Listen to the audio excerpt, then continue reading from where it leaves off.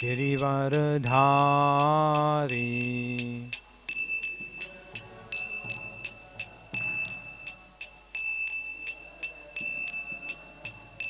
Jaya Gopi Jana Vallabha Girivaradhari.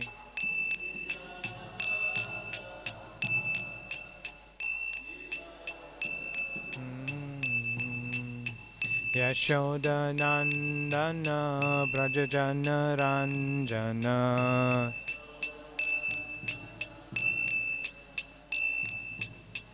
Yashoda Nandana Brajajana Ranjana.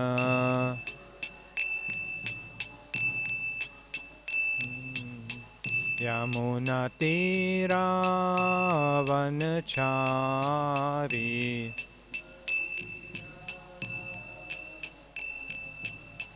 Yamuna Tira Vanachari.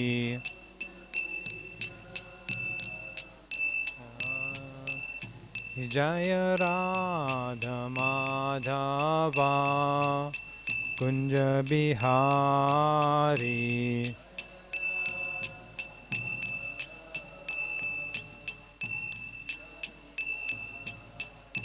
Jaya Radha Madhava Kunja Bihari.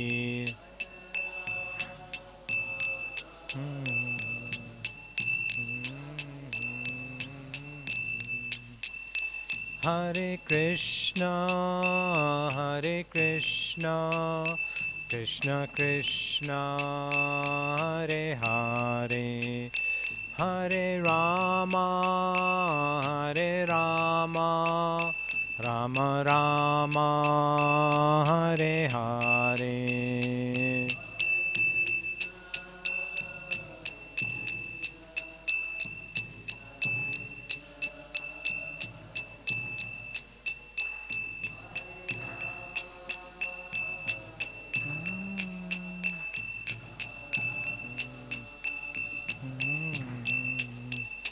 Hare Krishna, Hare Krishna, Krishna Krishna, Hare Hare, Hare Rama, Hare Rama, Rama Rama, Hare Hare.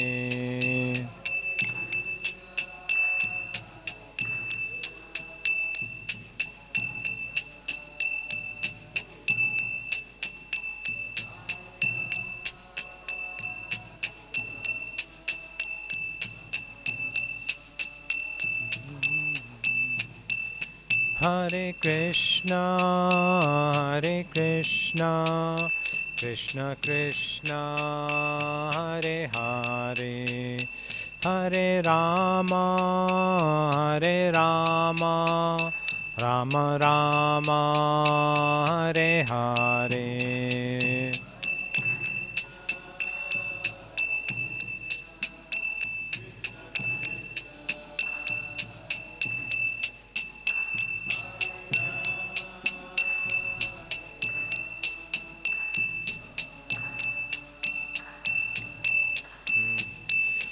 Jaya Prabhupada, Prabhupada, Prabhupada, Jaya Prabhupada.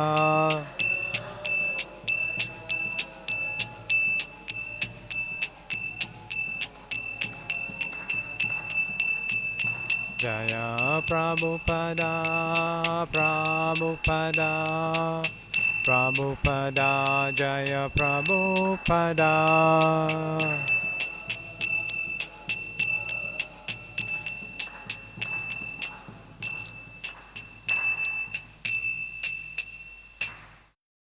Jayam Vishnupad, Paramahamsa Parivrajacharya, Astotara Satashri Srimat, His Divine Grace, Srila Abhay Charanarvinda Bhaktivedanta Swami, Srila Prabhupada ki Jai.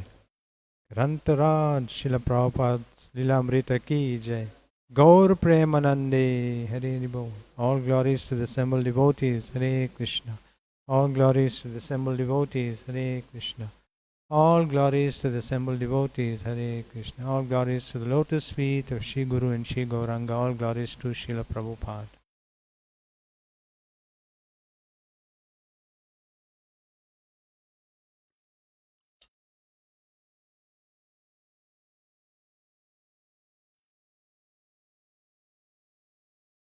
Om Namo Bhagavate Vasudevaya.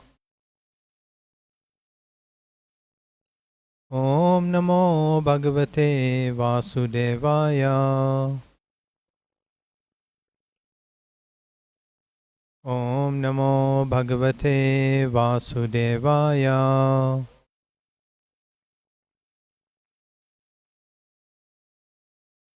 We will continue reading from Srila Prabhupada's Lilamrta, Volume 3,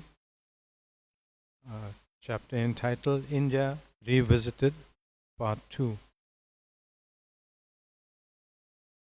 Om Ajnana Timirandasya Gyananjana Shalakaya Chakshurul Militam Yena Tasmai Shri Guruve Namaha Shri Chaitanya Manubhishtam Shtapitam Yena Bhutale Swayam Rupa Kadamayam Dadati Swapadantikam Vandeham Shri Guru Shri Yuta Padakamalam Shri Gurun Vaishnavamscha Shri Rupam Sahagrajatam Sahagana Raghunathan Vitam Tam Sajivam Sadvaitam Savadutam Parijana Sahitam Krishna Chaitanya Devam Shri Radha Krishna Padam Sahagana Lalita Shri Vishakhan Vitamscha He Krishna Karuna Sindhu Dina Bandhu Jagatpate Gopesha Gopika Kanta Radha Kanta Namastute Tapta Kanchana Gaurange Radhe Vrindavaneshwari Vrishabhanu Sutadevi Pranamami Hari Priye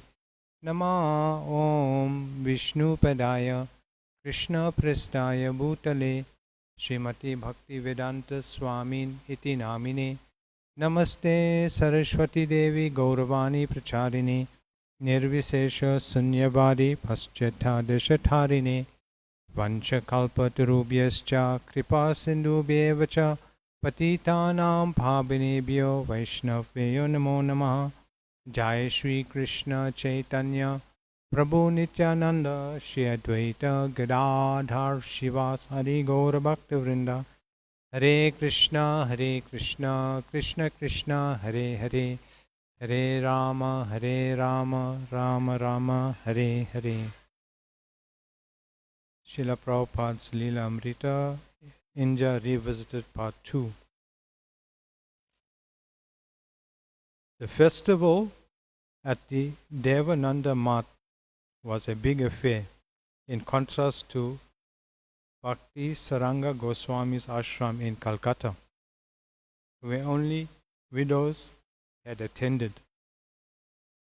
B.P. Keshava Maharaj's Devananda Math had about 200 brahmacharis and 20 sannyasis.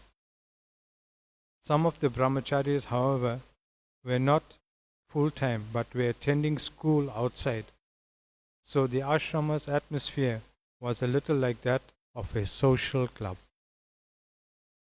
But when the kirtan and the circumambulation of the temple began,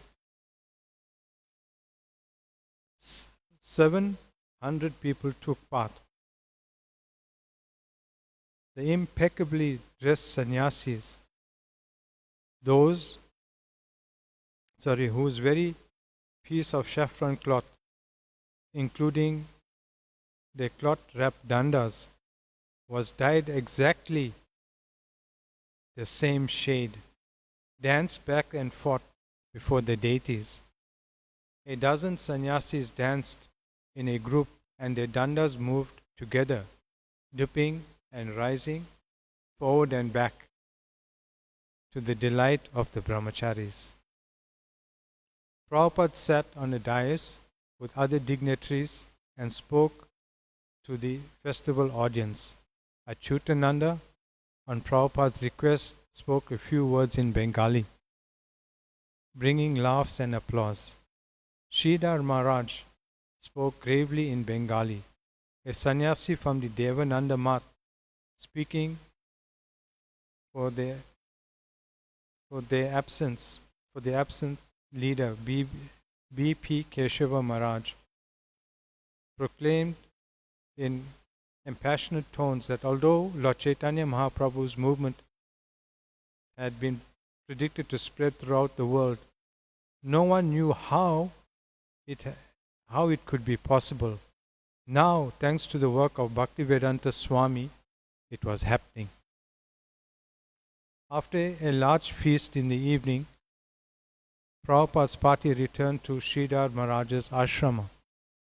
Sridhar Maharaj imitated to Prabhupada that the Devananda Math emphasized quantity, whereas his own ashrama emphasized quality.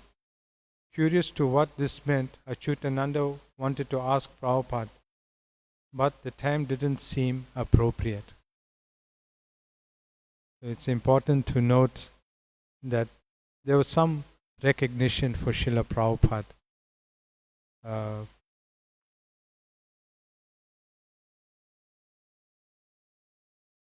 The devotees mentioned that although Lord Chaitanya's movement had been predicted to spread throughout the world, no one had known how it could be possible. But then they recognized Prabhupada's contribution. Now, thanks to the work of Bhaktivedanta Swami, it was happening. So this was good that they could understand that Lord Chaitanya has empowered Srila Prabhupada to fulfill his prediction. We'll continue reading. After 9 days in Navadvip, Prabhupada was ready to return to Calcutta and prepare for his trip back to the United States.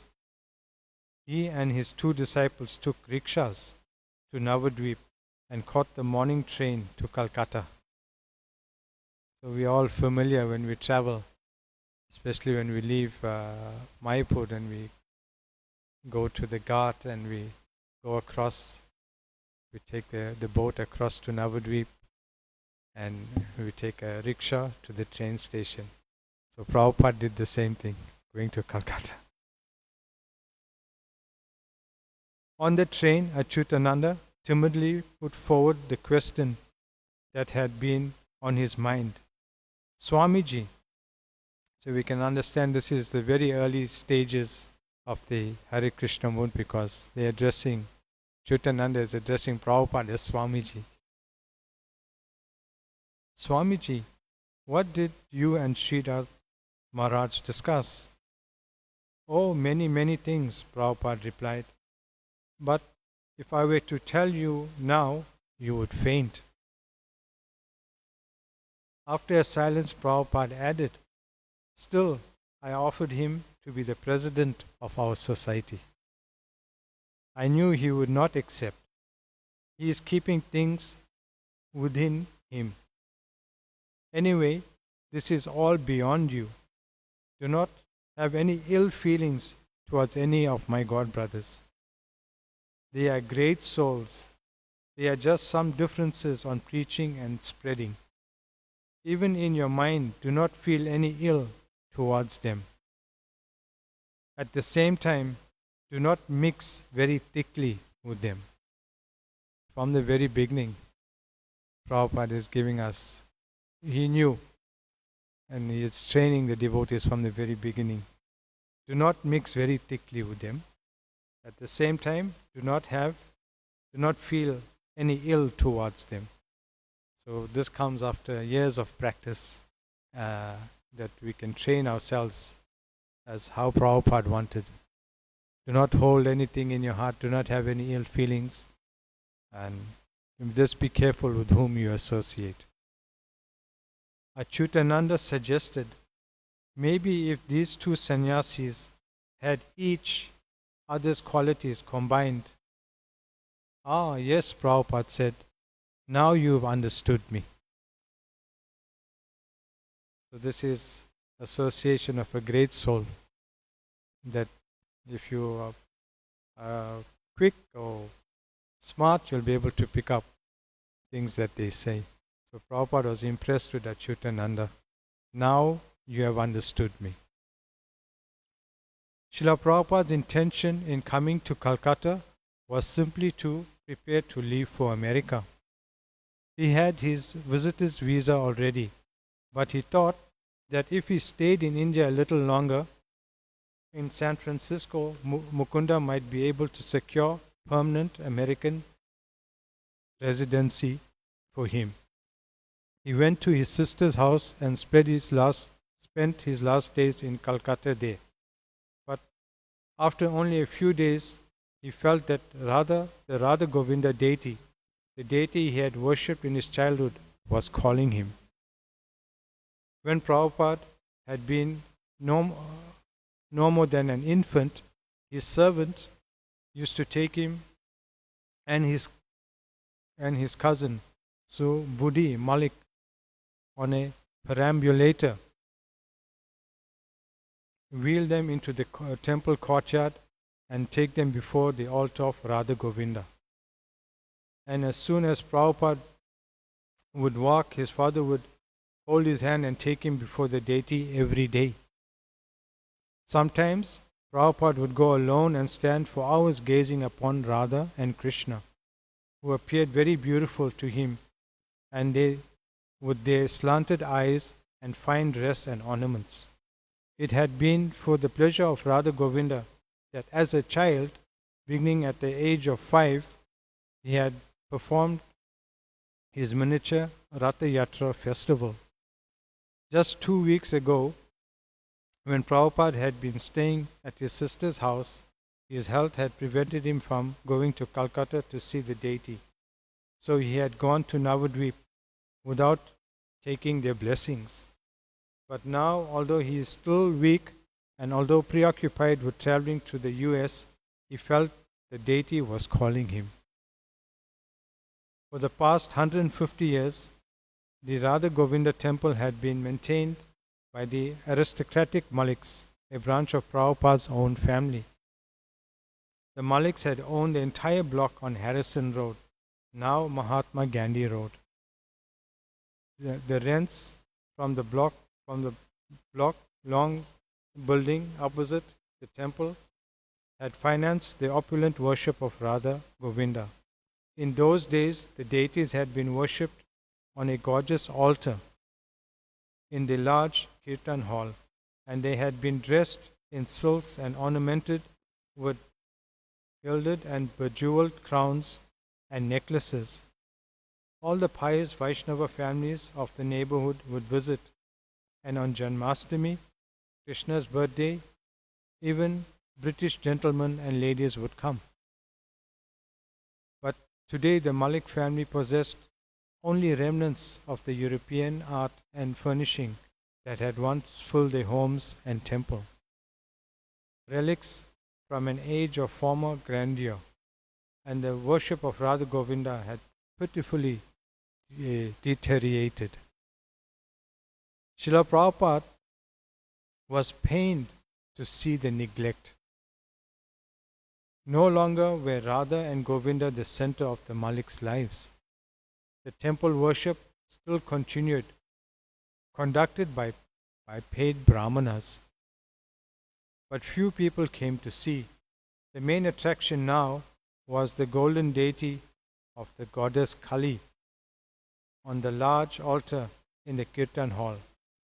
Radha and Govinda in the family for many generations had been relegated to a small upstairs room in the Malik compound.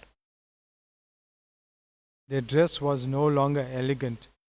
Their valuable crowns and ornaments had disappeared, and they were no longer kirtans as before.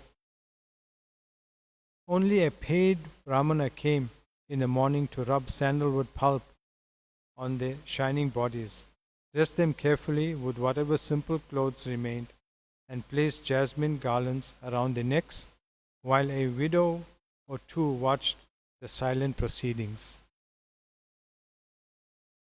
Krishna consciousness was dying in India, dying from neglect. At least it was dying here in Calcutta and in many other places in India.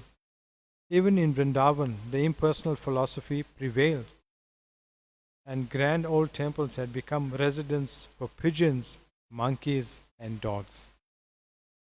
Sad as it was, it only reinforced Prabhupada's conviction to the need to return to the fertile ground in the West.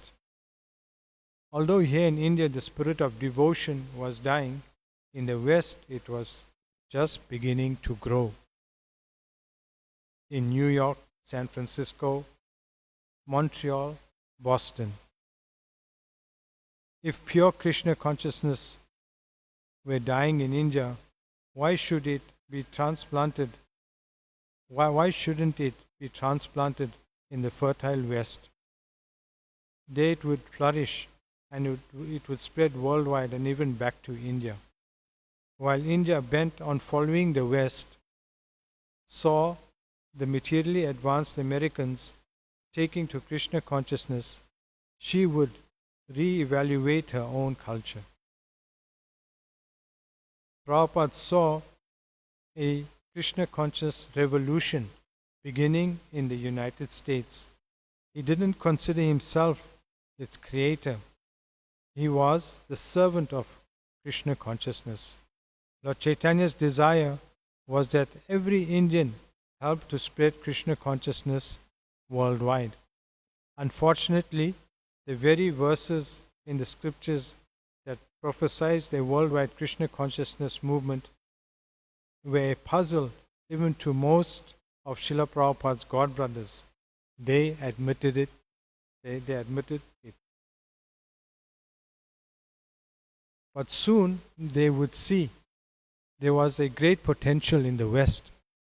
Prabhupada had shown many of his God brothers the newspaper articles, Swami's flock chanting in Tompkins Square Park, ancient trance dance at Stanford University, and he had brought some disciples with him. These were only beginnings. Much more had to be done. And who would help? B.P. Keshava Maharaj was dying. Sridhar Maharaj couldn't come. Who else? Most Indians were impersonalists, non-devotional yogis, or demigod worshippers. As Srila Prabhupada stood before the Radha Govinda deity, explaining to Achyutananda and Ramanuja how he had worshipped them in his childhood and how they had been his first inspiration in Krishna consciousness, he understood deeply that he must take Krishna consciousness all over the world, even if single-handedly. Of course, he was not alone. He had disciples, and they were opening new centers even in his absence. He would have to return to them very soon and supervise his growing movement.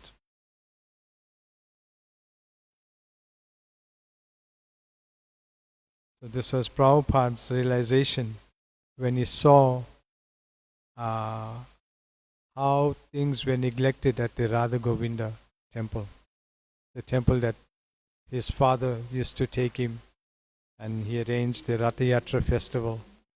So now what we've read, that he was disappointed to see how the spiritual culture of India was going down. And the only way he felt was to go to the West again and revive this Krishna consciousness or spread it in America. And when the Indians see this, then that will be a great inspiration for the Indians to again take up Krishna consciousness in its pure form.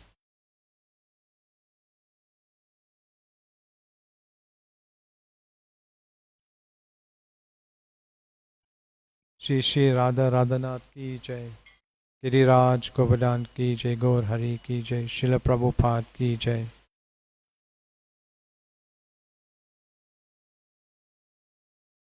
We continue reading. The Maliks regarded Prabhupada more as a relative than a spiritual leader. To them, he was a hometown cousin who had done something successful in America. Narendra Nath Malik, a childhood friend of Prabhupada, called Prabhupada Dada, brother, and regularly joked with him. The Maliks were glad to give Prabhupada and his followers a large room in the temple compound for as long as they wanted to stay in Calcutta. Prabhupada set up his usual arrangement: a mat on the floor, a low table for a desk, and beside the desk his few possessions. Here he could study and write, receive guests, and rest. Daily some local woman brought Prabhupada and his disciples simple prasadam in a tiffin. The Kali Puja celebrations drew large crowds into the main hall before the Kali deity, and Prabhupada gave regular lectures from the Srimad Bhagavatam. He also spoke at the homes of various Malik families. The host members of the dwindling Bengali aristocracy would offer Prabhupada and his disciples Radha Govinda prasadam, cut fruits, water chestnuts, minced ginger, and soaked salted mung beans. Most of those who came to visit Prabhupada in his room were not really interested in spiritual life, but they wanted his blessings. There was a local Brahmana whose occupation was to go from shop to shop carrying a few flowers, a cup of water, and a brass container with sandalwood paste and kumar powder. Using his paraphernalia, he would offer blessings to the shopkeepers every day and receive a few paisa in payment. Knowing Prabhupada to be a Vaishnava, the Brahmana came to see him to receive a spiritual benediction. The man's forehead was decorated with both Vaishnava tilak, 2 vertical lines, and Sai White tilak, 3 horizontal lines. After the man left, Achyutananda asked, "Swamiji, who was that?" "He is a hired Brahmana," Prabhupada said.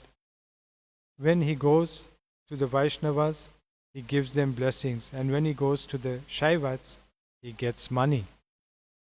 He has to make a living." Another man came, asserting that he wanted to teach Prabhupada's disciples Hindi. He had asked Prabhupada to help him get to America, but Prabhupada told him, "You must take sannyas. Then I will bring you to America." After 2 visits, the man stopped coming. A Malik relation, a small, bald, bright-eyed man, came one day carrying a book entitled Interesting Studies. He posed philosophical questions, simple queries about karma, jnana, and bhakti, but then would interrupt Prabhupada and answer them himself. Finally, when the man asked one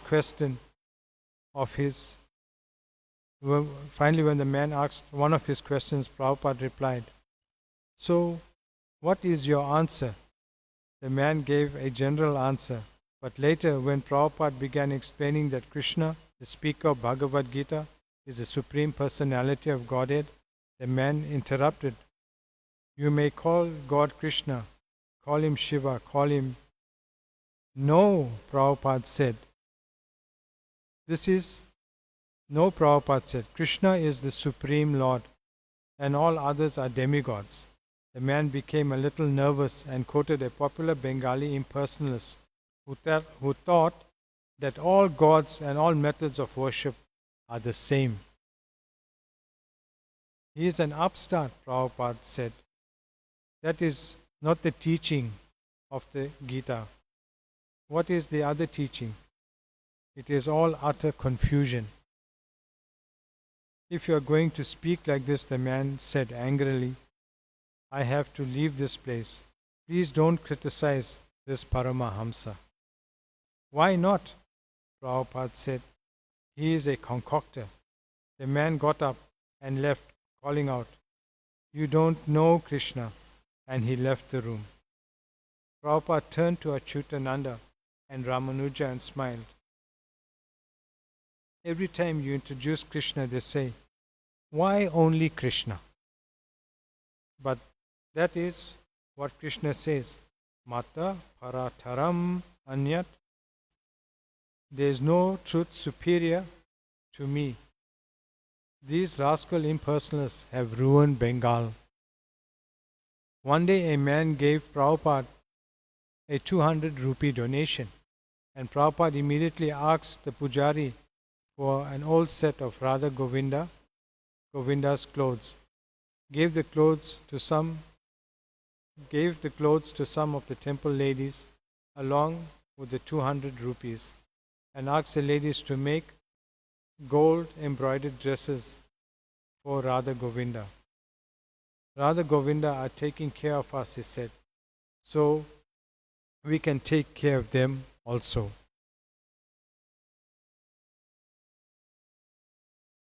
So once Srila Prabhupada commented that he was the only one in India who was preaching against impersonalism and against demigod worship. So here we see this little incident with this man, that Prabhupada, he didn't try to patronize him because he was Indian or try to bring him to Krishna consciousness. Prabhupada was very firm, and he was speaking gravely by criticizing an impersonalist, a spiritualist in Bengal who was teaching impersonalism and demigod worship. All is one.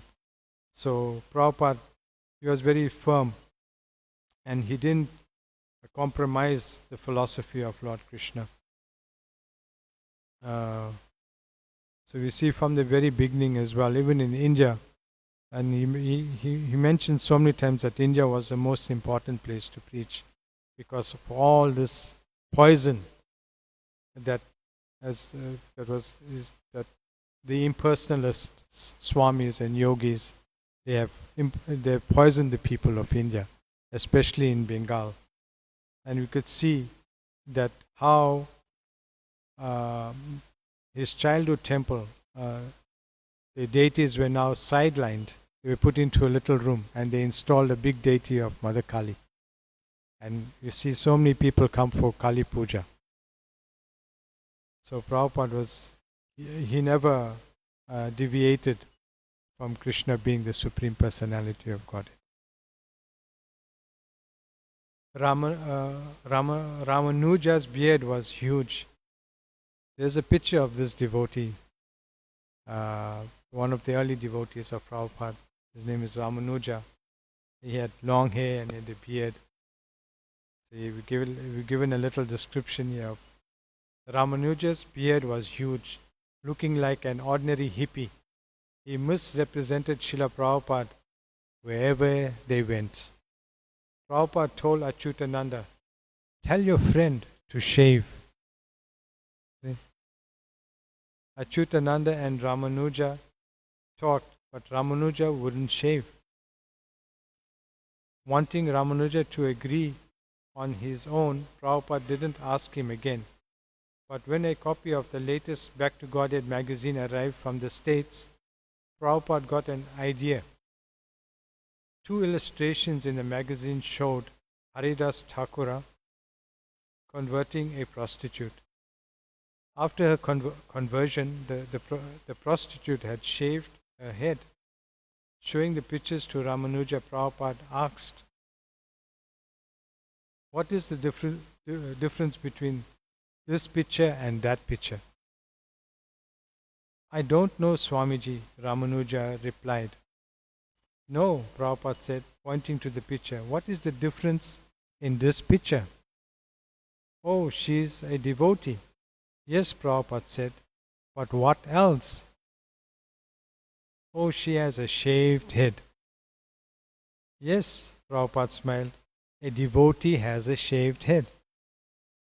Do you want me to shave my head? Yes. Prabhupada, yes, Ramanuja shaved, but within a few days he began growing his beard and hair back.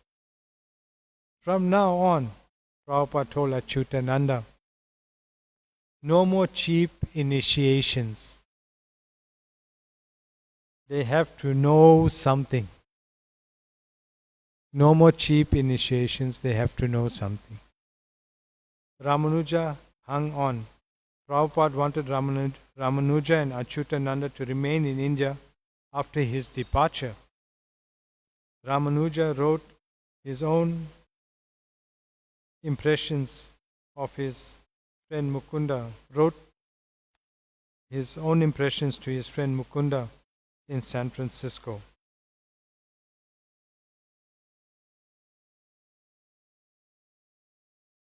So, shaved head,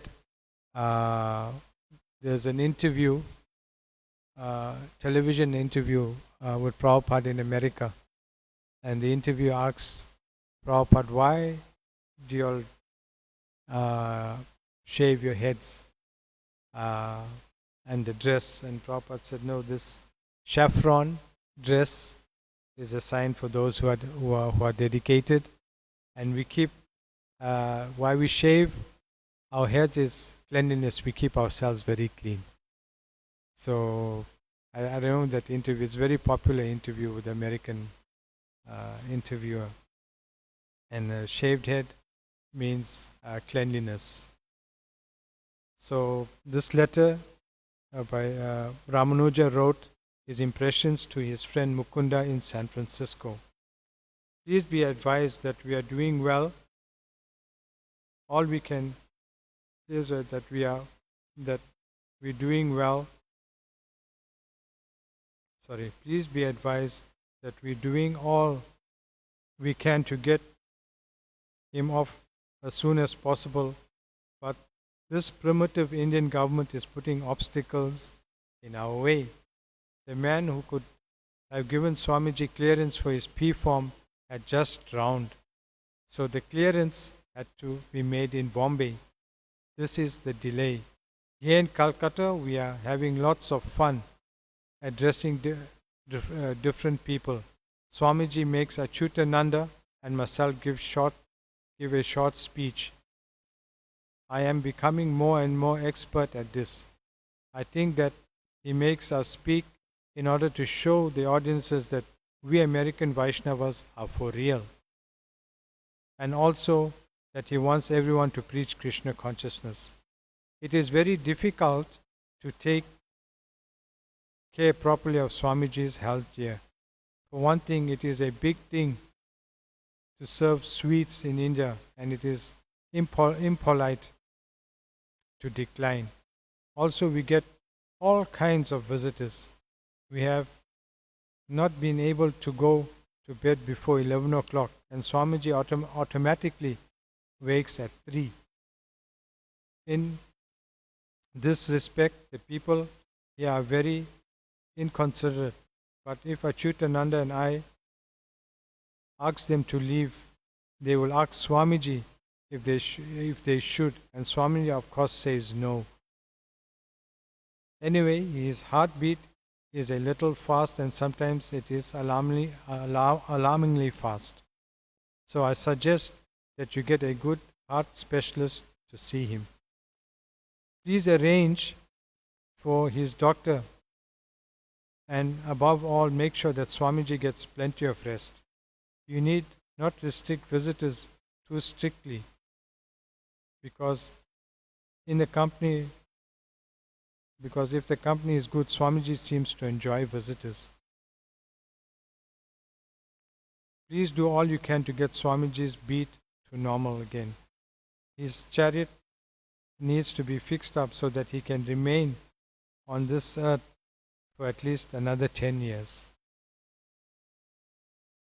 So this is a prediction by Ramanuja, which is praying for Prabhupada's health so that he can remain for another 10 years.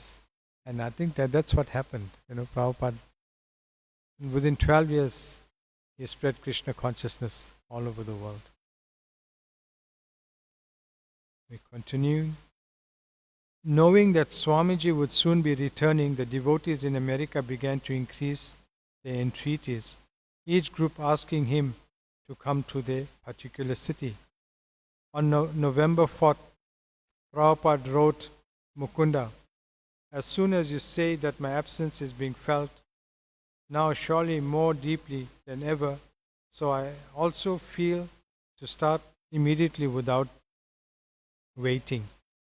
And to Mukunda's wife Janaki, he wrote, every minute I think of you, and as you ask me to go to San Francisco while returning from India, I am trying to fulfill my promise. I am thinking of going directly to San Francisco. At the bottom of the same letter to Mukunda and Janaki, Achyutananda added a health report. Swamiji is looking healthy and living and working regularly, but his pulse rate is generally too fast. Last night it was 95, unusually fast even for him, as it generally hovers between 83 and 86. Prabhupada decided not to wait any longer on the chance that Mukunda might secure him permanent residency. I want to return to your country where there is good air and good water. He told Achyutananda one day, every day we are receiving letters from the devotees that the devotees want me there. I thought that in my absence they might deteriorate, and I was reluctant even to come to India. But now I see that it is growing. There is need for me to go and supervise the expansion. So I want to go back. The only impediment now was his delayed P-form, a clearance from the Bank of India that required an Indian citizen travelling abroad.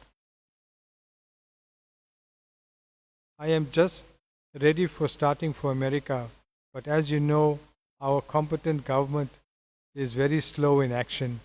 The P-form was submitted almost a month ago, but still it is undergoing red tapeism.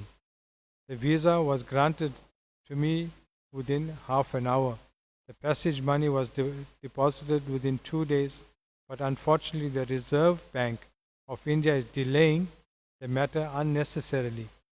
I expect P-form at any moment, and as soon as I get it, I shall start for your country. We'll stop there, and this is Prabhupada. We'll see. He mentions that he thought by leaving America the movement would not expand, but as he began to get the letters from the devotees inviting him to the different centers in America, he could see that the movement was expanding in America, even in his absence. Therefore, he spent most of his time in India, in Juhu Beach, Mayapur, Vrindavan, Hyderabad. There in India, he had to personally supervise everything because the Indians were cheating the American devotees. But in America, he could see that the devotees were competent. They were starting centers, they were maintaining things, and by these letters of invitation, he could see. And all he mentions that he simply wanted to go back to America. There's a need for me to go and supervise the expansion. The expansion was going on in America, in the Western countries. All he needed to do was supervise the expansion. Hare Krishna. So anyone wants to add on or comment? Okay, Srila Prabhupada ki jai.